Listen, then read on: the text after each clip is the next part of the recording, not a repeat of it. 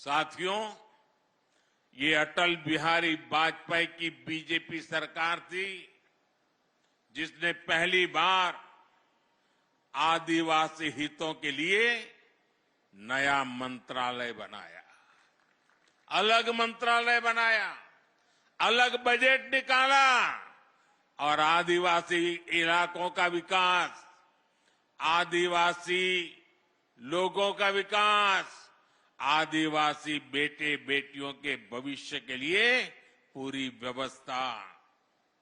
ये हमारी बीजेपी की सरकार है जिसने वन उपज पर एमएसपी में रिकॉर्ड वृद्धि की।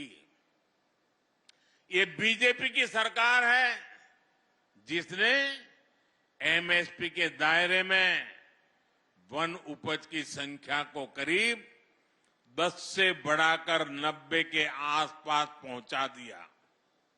ये बीजेपी की सरकार है जिसने देश के आदिवासी इलाकों में वन धन केंद्र खोले हैं ताकि आदिवासी उत्पादों को नए हाट, नए बाजार मिले।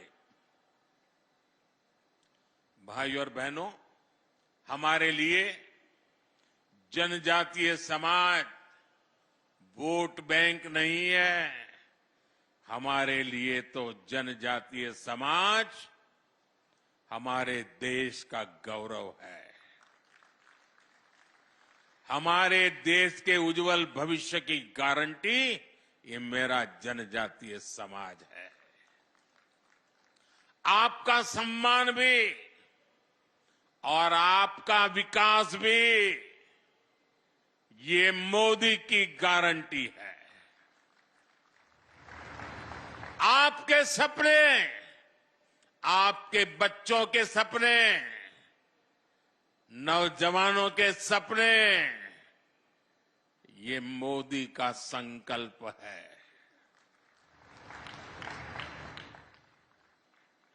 इसलिए भगवान बिरसा मुंडा की जयंती को जनजातीय गौरव दिवस के तौर पर मनाने का फैसला मोदी सरकार ने किया। टंटिया मामा के बलिदान को याद कर आज बलिदान दिवस मनाया जाता है। उन्हीं के नाम पर आज मैं युवाओं के लिए क्रांति सूर्य टंट्या भील विश्वविद्यालय की घोषणा कर रहा हूं। आज और भी एक महत्वपूर्ण दिवस है। आज तिलक मांझी, हमारे तिलका मांझी जी, हमारे आदिवासी समाज का गौरव, उन्होंने बिहार के भागलपुर में अंग्रेज 1784 में 1784 में यानी 1857 से भी पहले हमारे तिलक मांझी जी ने भागलपुर के कमीशन किलिनलैंड को तीर मार करके मार दिया था अंग्रेज को। आज ऐसे वीर पुरुष की जन्म जयंती भी है जब मेरा आदिवासी समाज मेरे सामने बैठा है।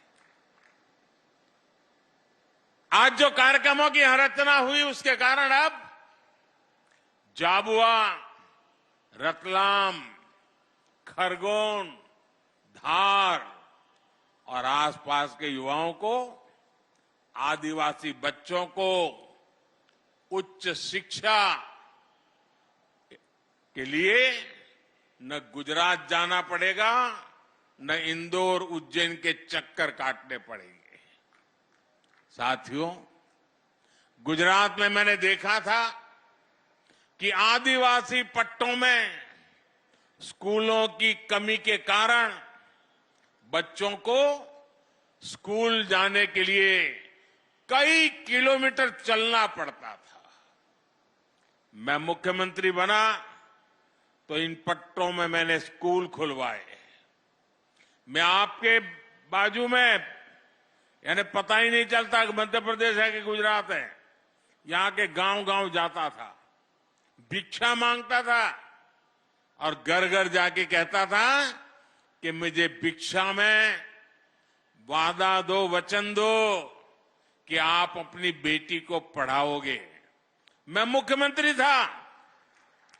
13, 14, 15 जून 40-45 डिग्री तापमान रहता था, चारों तरफ गर्म हवाएं चलती थी। तब मैं झाबुआ के बगल में दाहोद के जंगलों में छोटे छोटे गांवों में जाकर के बेटियों को उंगली पकड़ करके स्कूल ले जाने का काम करता था। अब आदिवासी बच्चों के लिए मैं देश भर में एकलव्य आवासीय स्कूल खुलवा रहा हूं, रेसिडेंशियल स्कूल। कांग्रेस ने इतने वर्षों में, इतने साल उनको काम करने का अवसर मिला था, सिर्फ 100 एकलव्य स्कूल खोले थे, वो भी वहां जहां उनके बड़े बड़े बाबू बैठे थे।